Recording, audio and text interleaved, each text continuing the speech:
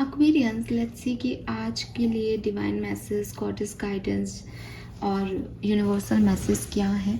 19 मई 2025 universe आपसे क्या कहना चाहते हैं, आपको क्या सुनने की ज़रूरत है, एंड अगर आपकी लाइफ में आज कोई सिचुएशन आती है तो उसमें किस तरीके से एक्ट करना सही होगा। सो लेट्स सी कि क्या मैसेज हमें मिलते हैं। सबसे पहले हम देखेंगे आर्कएंजल डेक से कि हमें आर्कएंजल्स क्या बताते हैं आज के दिन के लिए गाइडेंस के रूप में। All right, please universe, please divine power, please spirit guides, please give me the accurate messages which are in our higher goods. Thank you so much. Thank you. 19 May 2025, 19 May 2025. Thank you. So यहाँ पे जो पहला card है that is it's time to play. And we have stay the course number 29.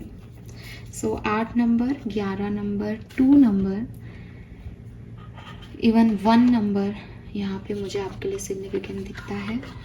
17, 29 specific dates हो सकती हैं आप लोगों के लिए। ओके, लेट्स सी आपके सबकॉन्शियस माइंड से क्या मैसेज मिलता है हमें 19 मई 2025 के लिए। 19 मई 2025 के लिए okay, we have jumbled thoughts. Yes.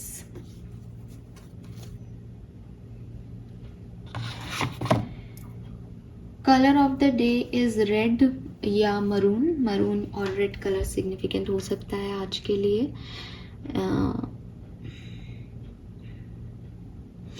White colour भी यहाँ पे सिग्निफिकेंट आ रहा है, या तो आपने वाइट पहना है जब आप मुझे सुन रहे हैं, या फिर रेड मरून क्या कॉम्बिनेशन में वाइट ले सकते हो, वाइट भी ले सकते हो। आज के दिन वाइट कलर भी सिग्निफिकेंट आ रहा है। नंबर मैं आपको बता चुकी हूँ 1, 2, 11, 13 एंड 17 और 29।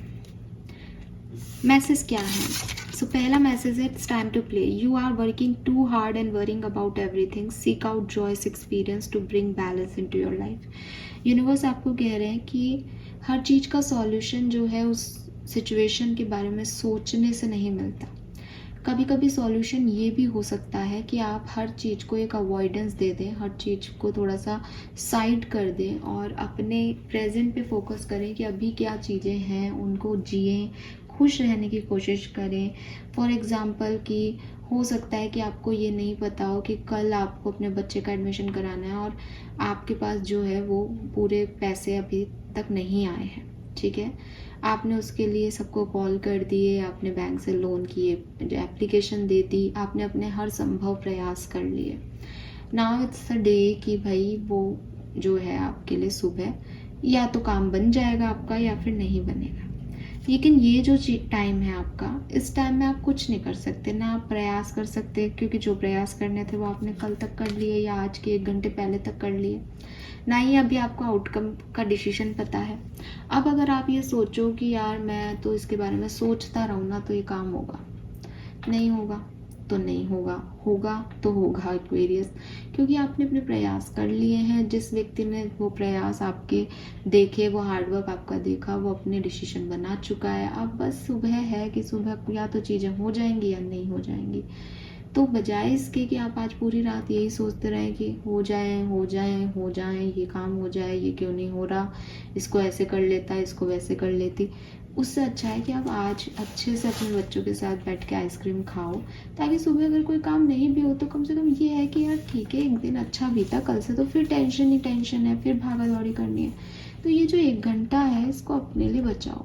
आई नो ये मुश्किल है, आई नो कि मैं बहुत इम्प्रैक्टिकल बात कर रही हूँ, चिंताएं तो होती हैं और मैंने तो खुद ने एग्जाम्पल भी एक पापा और बच्चे का ले लिया है, लेकिन ये करना ही पड़ेगा, ये सीखना ही पड़ेगा। अगर आपके बच्चे का जो है प्रारब्ध ऐसा है, अगर आपके बच्चे का नियति में ये है कि वो इस स्कूल में पढ़ेगा, तो कहीं से भी कैसे भी कुछ अरेंजमेंट होगा।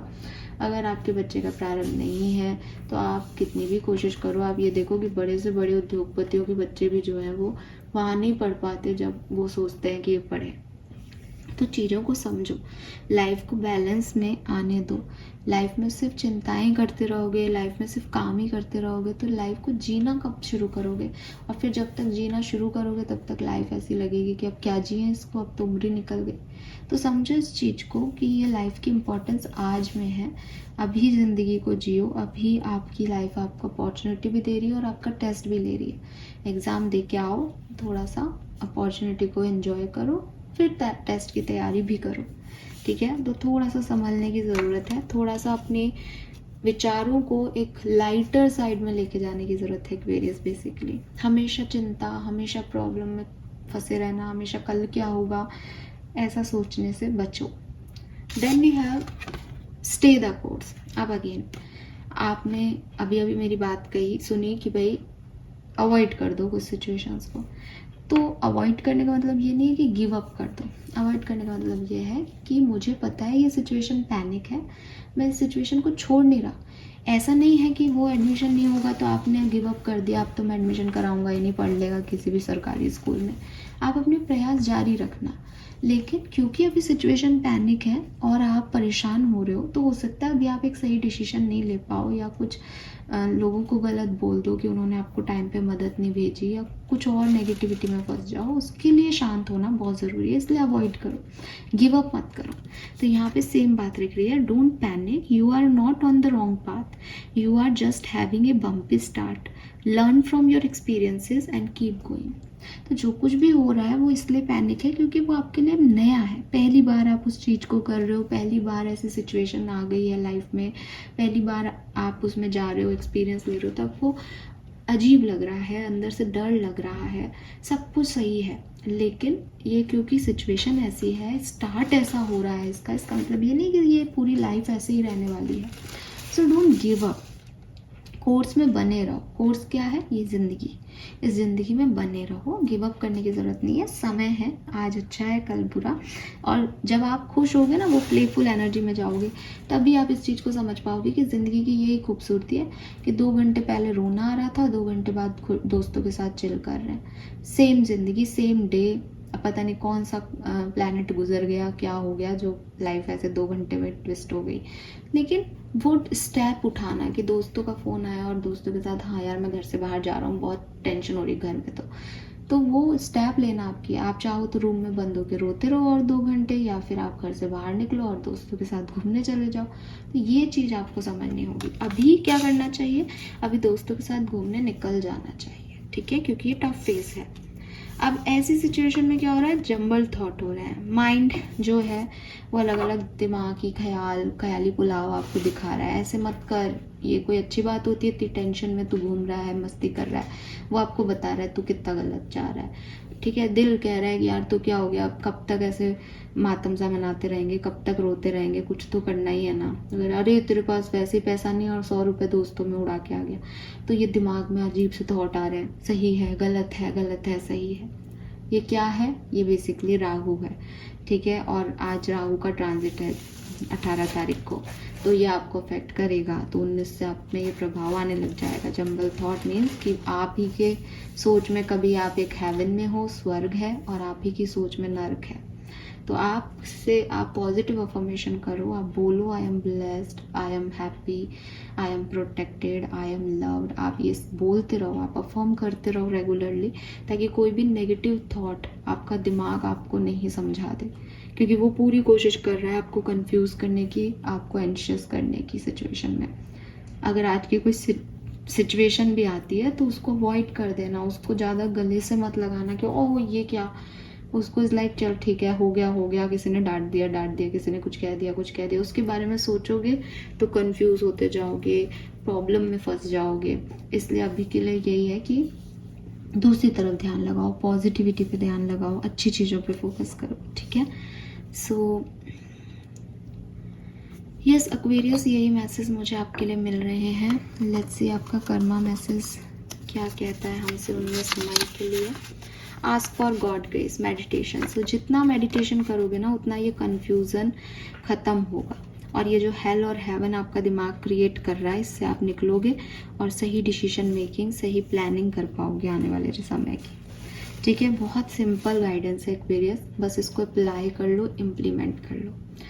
नाउ आपके लिए एक इन्फॉर्मेशन, वो ये कि मैंने एक पोस्ट डाला है कम्युनिटी पे कि आप लोग जो हैं जिनको भी पर्सनल रीडिंग चाहिए और जो इस चैनल के मेंबर्स हैं वो अपना date of birth, place of birth और अपना क्वेश्चन लिख करके फुल नेम के साथ मुझे उसी पोस्ट के नीचे कमेंट सेक्शन में अपनी डिटेल्स शेयर कर दें।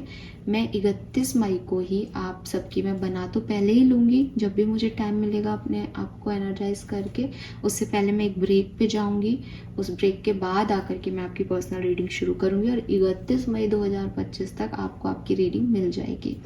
ठीक है, सो अगर आपने मेंबरशिप अभी ज्वाइन नहीं की तो अभी भी टाइम है, अभी 20 ही तारीख हुई है, आप जाएं और मेंबरशिप ले लें और अपना पोस्ट जो है उसके नीचे कमेंट सेक्शन में अपना पर्सनल क्वेश्चन पूछ लें।